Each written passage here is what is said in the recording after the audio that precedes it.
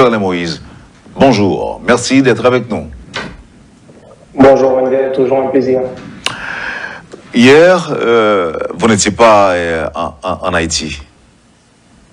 Non, malheureusement, je n'ai pas pu être présent, comme je l'ai déjà dit à maintes reprises, parce que bon, mon absence a été bel et bien remarquée.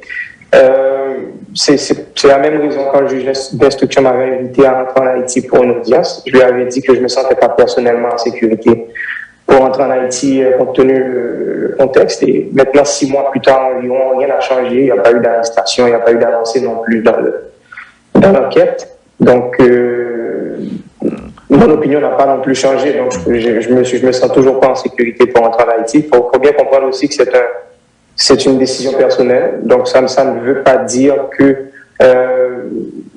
ceux qui sont entrés en Haïti, les membres de la famille qui ont été en Haïti ne sont pas en danger.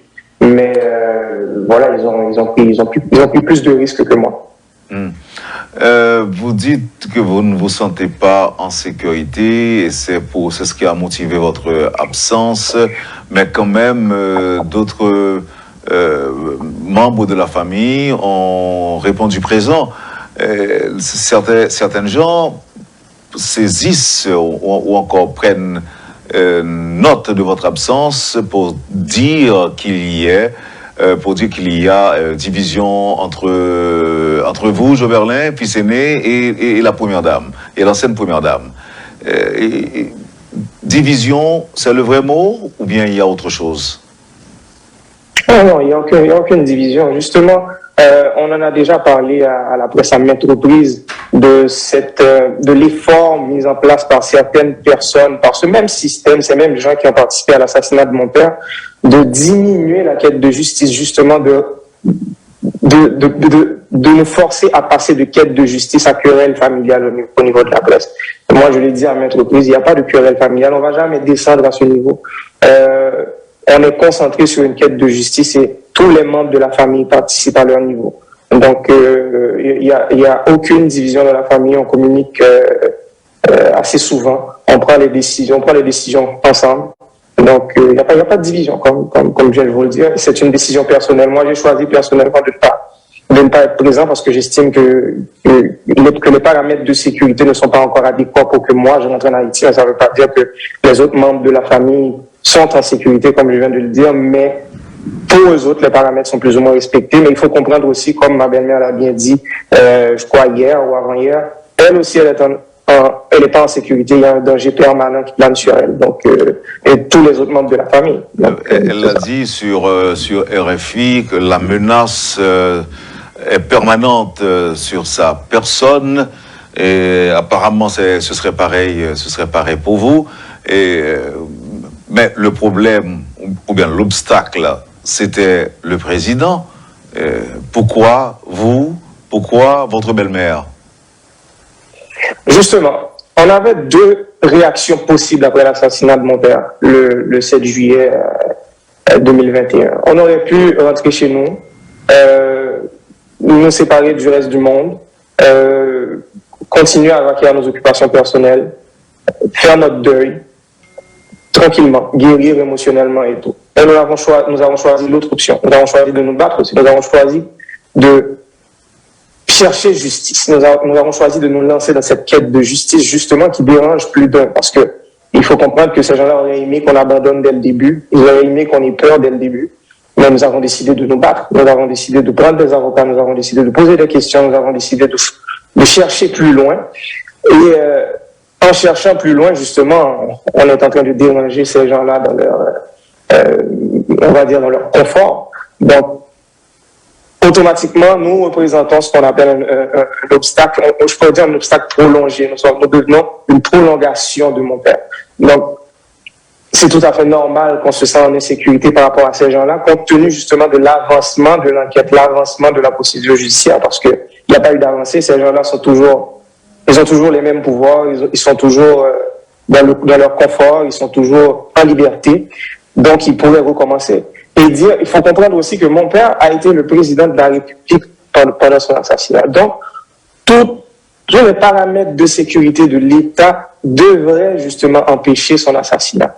Et pourtant, Ces gens-là ont rentré, ils ont pénétré dans la chambre de mon père sans aucune résistance. Moi, aujourd'hui, ou ma belle-mère, ou peu importe d'autres membres de la famille, nous n'avons pas cette machine administrative ou cette machine que représente la sécurité présidentielle, par exemple. Donc, il y a des risques à ne pas prendre. Et c'est sûr qu'il y a un danger continuel, un danger continu qui plane sur vous. Qui est bel et bien présent. Oh, exactement. On peut pas non plus, on doit prendre des risques. C'est essentiel. Ce qu'on est en train de faire, c'est très risqué. Mon père le savait à partir du moment qu'il est devenu candidat à la présidence. Il nous en parlait souvent. Il nous disait, écoute, c'est très risqué ce que je suis en train de faire. Il savait déjà que avant lui, il y avait 4 autres chefs d'État haïtiens qui se sont fait assassiner. Donc, il y avait une forte possibilité que ça arrive. Mais il essayait de limiter les risques. Mais malheureusement, c'est quand même arrivé. Nous aussi, on va essayer de limiter les risques. Mais on ne va pas abandonner le combat.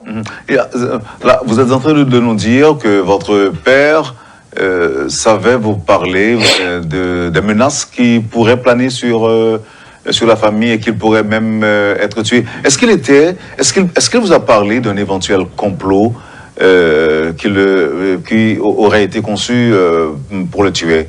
Est-ce qu'il vous l'a dit? Il en a parlé publiquement. Il en a parlé publiquement à plusieurs reprises. Moi, je regarde ces vidéos. Entre parler publiquement, Joberlin, et parler à son fils, c'est différent. Parce que quand même, il pourrait ne pas révéler certains secrets au public, à la nation, mais avec ses proches, sa femme, ses enfants. Donc, est-ce qu'il y a des choses qui ont été dites? Mon père était bien au courant qu'il était en train de changer la façon de faire. Il était en train de passer les intérêts du peuple avant les intérêts de quelques personnes extrêmement puissantes qui sont les garants, qui sont, on va dire même les créateurs de ce système de génération en génération.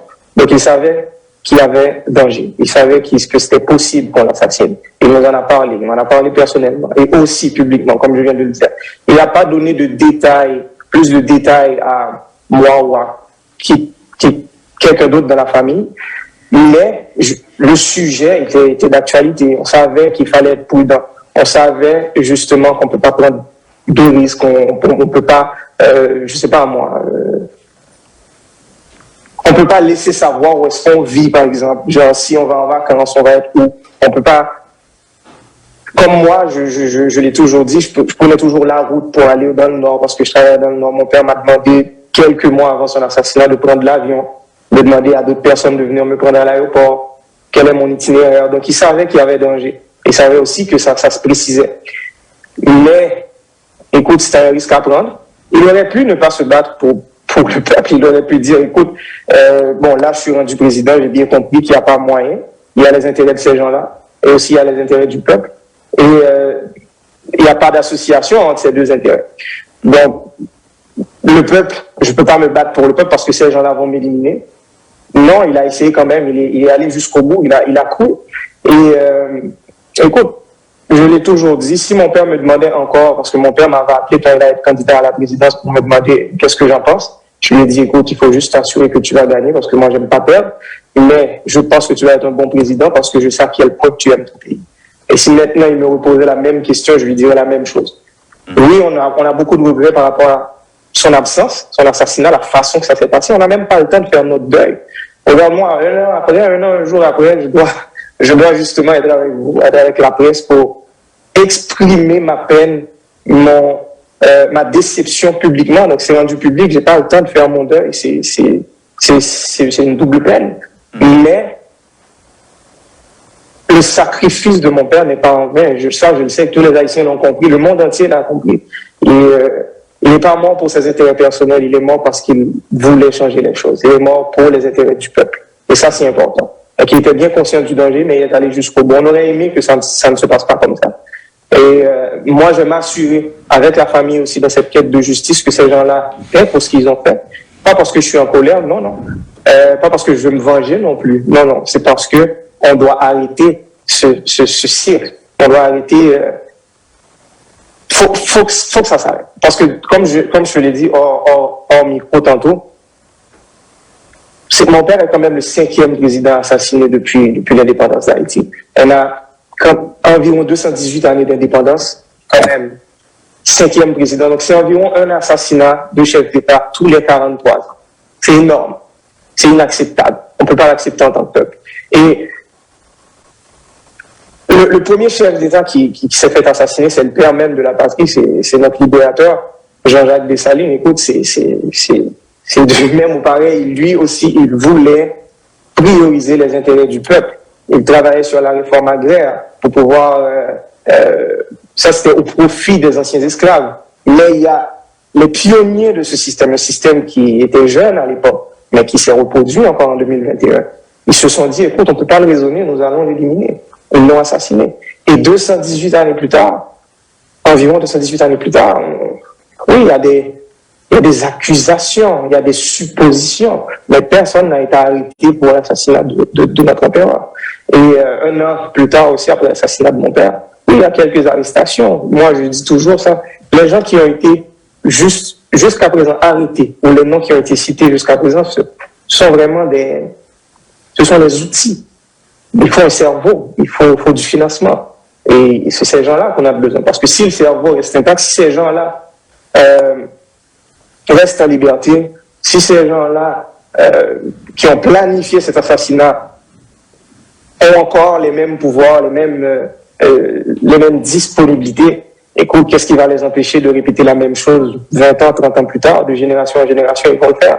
Donc, il va falloir tracer l'exemple, il va falloir dire non, c'est assez. La dernière fois, on est en 2022, on est au 21e siècle. Il va falloir que ça s'arrête. Donc, c'est le but ultime de ce combat. Vous pensez que l'on arrivera un jour à changer ce système? Puisque changer le système, ou bien prétendre pouvoir changer le système, serait aussi l'une des causes de l'assassinat de votre père. Est-ce que vous pensez que ce souhait-là pourra un jour se matérialiser? J'en ai la ferme conviction. Mon père l'a dit publiquement, il me l'a dit personnellement, que la nation, le pays, ne va pas mourir. Il l'a toujours dit. Il l'a dit à maintes reprises. Et comprenez bien,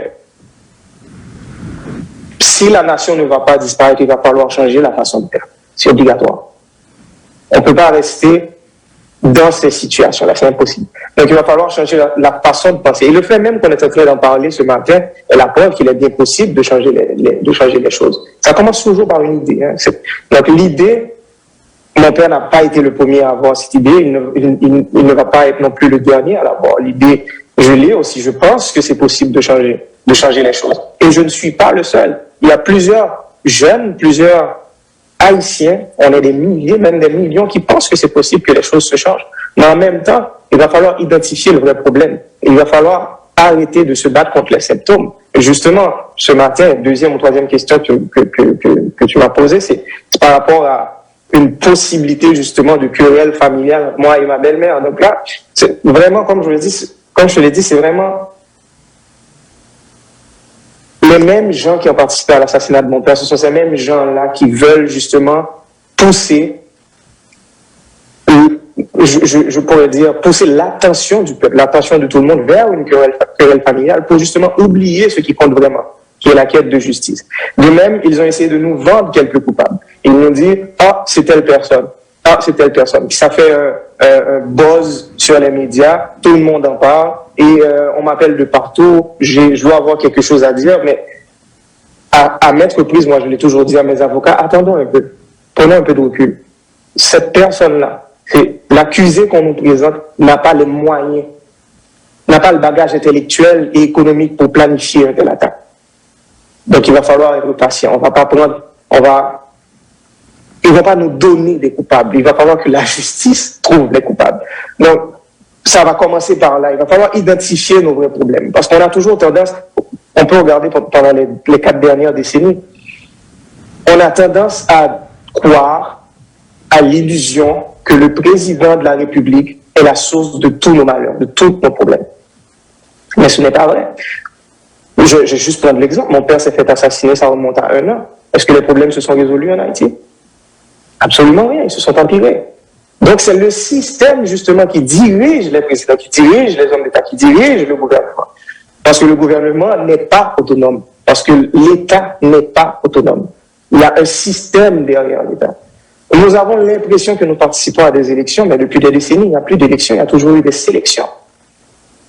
Et à partir du moment que cette sélection est faite, la personne qui devient chef de l'État il n'a pas vraiment le choix. Il doit respecter les intérêts de ceux qui l'ont sélectionné. Donc, mon père, lui, il a décidé de faire autrement. Il a payé ça de sa vie. Écoute, ça fait quand même le 5e président. Donc, on peut dire que c'est la 5e fois que ça arrive au plus haut niveau de l'État. Mais il y a beaucoup d'autres Jovenel Moïse qui se sont fait assassiner dans ce pays au cours de notre histoire, justement parce qu'ils ont voulu pointer du doigt le système. Ils ont voulu faire comprendre au peuple qu'on ne peut plus vivre dans l'illusion que c'est le président ou seulement le gouvernement qui est responsable de nos malheurs. Non, il y a des personnes qui ont investi justement dans les campagnes présidentielles. Ces personnes-là, ce sont des hommes d'affaires. Un investissement doit être rentable. Donc, ils ont des intérêts qui ne vont pas d'un commun accord avec les intérêts du peuple. Et à partir du moment que tu choisis de prioriser les intérêts du peuple, nous connaissons tous la fin de l'histoire. Le sort qui vous est réservé. Alors, là, il y a une enquête en cours en Haïti, mais il y a aussi des étapes franchies dans le cadre d'une enquête menée par les États-Unis. Est-ce que, bon, je n'ai même pas besoin de vous demander si vous êtes satisfait ou non de la façon dont l'enquête est dirigée en Haïti. En revanche, il y a des arrestations de personnes qui ont été justement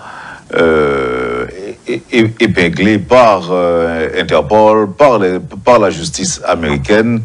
Est-ce que la famille Moïse est satisfaite du travail réalisé par les Américains? Je ne veux pas m'exprimer là-dessus pour dire que je suis satisfait ou pas satisfait, parce que c'est, comme vous venez de le dire, c'est en cours. Donc, je ne peux pas non plus manifester mon inquiétude ou ma déception. Non, c'est pas le bon moment. C'est en cours, faut laisser le temps à la justice de faire son travail. Mais en même temps, surtout en Haïti, écoute, on est au niveau zéro, un an plus tard, il s'est pas passé grand-chose. Donc, au niveau international aussi, moi, je continue à demander de l'aide, à demander, je pourrais dire, l'implication des institutions judiciaires internationales. Donc, pas seulement un pays. Il faut comprendre que l'assassinat a été perpétré en Haïti, mais il y a eu beaucoup d'autres pays beaucoup d'autres nationalités qui sont impliquées, qui sont involved. Donc, on ne peut pas non plus, tout comme l'enquête ne peut pas se concentrer en Haïti, l'enquête ne pourra pas non plus se concentrer seulement aux États-Unis. Il va falloir que les institutions judiciaires internationales mises sur pied par l'ONU, Haïti est membre fondateur de l'ONU, donc il va falloir que ces institutions-là s'intéressent à ce qui se passe en Haïti, s'intéressent à l'avancement de l'enquête. Donc moi, avec mon conseil d'avocat, nous avons écrit plusieurs fois à l'ONU, nous avons écrit un rapporteur spécial pour justement faire part de nos inquiétudes, montrer les lacunes qu'il y a dans le système judiciaire en Haïti, mais aussi, nous avons fait part aussi à l'ONU de, on va dire, cette manque de transparence aussi par rapport à ce qui se passe aux États-Unis. Donc, c'est vraiment tout ce que je vais ajouter dessus. De toute façon, ce document est public. Donc, tout le monde le savait déjà qu'on avait des inquiétudes par rapport à ça. Mais en même temps, je ne vais pas m'exprimer plus là-dessus. On va quand même laisser le temps pour que ça avance. Mais on a tout un plan. On a bien compris que c'est un marathon. C'est pas un sprint. On ne va pas gagner en 12 mois. On ne va peut-être pas gagner en 5 ans. Donc, il va falloir être patient. Il va falloir agir avec beaucoup de sagesse. Et il va falloir une bonne stratégie. Donc, on est sur cette base. On essaie de construire là-dessus. On y va tranquillement. Et voilà, on va voir qu'est-ce que ça va apporter. Mais pour l'instant, il y a beaucoup de déceptions. Il y a 6 mois, on se dit là que le juge d'instruction a été invité. Bon, évidemment, alors, une juge d'instruction a été invité. On fait connaître que au pas capable de venir parce qu'on n'a pas senti que ou en sécurité. Est-ce que vous avez une compréhension de cette convocation? Parce que nous sommes dit, nous, la dernière fois, quand on a parlé avec moi là, on dit que dans le moment assassinat, on pas là. On pas là, on est en Haïti, mais on pas pèlerin 5. On est ailleurs, la Caillou. Qui compréhension de invitation juge d'instruction d'effort là? Ça, vous pensez de ça? moi, j'ai porté une partie civile. Donc, porté une partie civile. Donc, ce qui veut dire, moi, un garant, m'a cherché garantie la bonne marge de la justice en ma faveur, en faveur de ma famille, en faveur de mon père, pour la justice de mon père. Donc, c'est sûr que juge d'instruction tenait tout droit pour l'inviter, pour le temps des parties de l'histoire. Donc, moi, pas compte du tout pour rencontrer juge d'instruction, nous te dit dans le communiqué de presse que nous t'ai fait. L'unique problème, c'était qui côté nous allons rencontrer juge d'instruction. Donc, nous avons fait juge d'instruction plusieurs possibilités, plusieurs propositions, parce qu'il y a plusieurs possibilités. Gagner entraide judiciaire, donc système juridique dans le pays côté mieux bien pays, comme qu'à visiter, tu doit faire audition pour juge là. Ou bien, juge doit rencontrer dans n'importe quel côté, que moi-même, moi, sentiment en sécurité pour. Et parce que tout le monde doit mettre à la disposition de la justice. Tout le monde. Peu importe rang, peu importe poste ou supposé métaux, à la disposition de la justice, parce que c'est une unique façon pour enquête là avancer. Donc, moi-même, oui, moi pas sous place, moi j'ai propre lecture PAM de façon bagaille passée, moi j'ai propre information PAM parce que justement, j'étais indirectement, mais présent, moi subi ça qui a passé, j'ai tiré sur ma machine, moi, j'ai madame, moi, petite malade. Donc, écoute, m'obliger moi-même tout abandonner tout abandonner famille, business, tout pays, culture, moi, tout bagaille. Donc,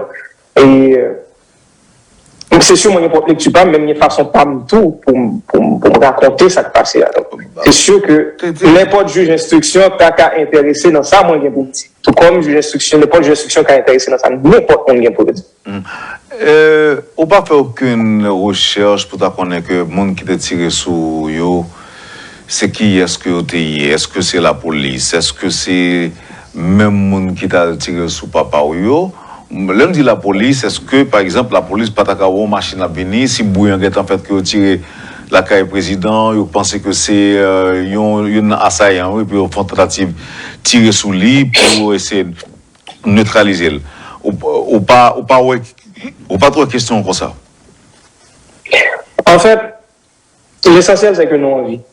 L'essentiel c'est que je dis il y a possibilité, c'est ça que fait même le fatigué, même l'émotion dans le plafond. Même c'est très difficile, moi toujours m'étais disponible pour qu'elle justice, toujours m'étais disponible pour me parler ensemble avec la presse, pour me faire mon comprendre, mais qui côté nous veut, mais qui côté nous aller, et ne pas perdre espoir. Ça c'est l'essentiel.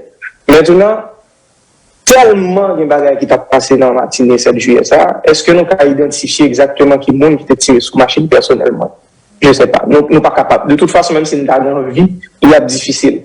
Donc moi-même, j'ai décidé de concentrer toutes les formes, toutes les ressources, moi, sous chercher qu'on est qui monde qui commandité l'assassinat. Pas moi, je me chercher qu'on est qui monde qui tire sur machine.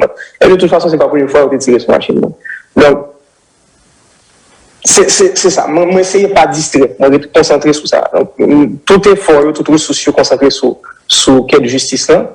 Et, écoute, j'aime dire vraiment, une ferme sur ça, vraiment, pour que, nous avons fini par le résultat.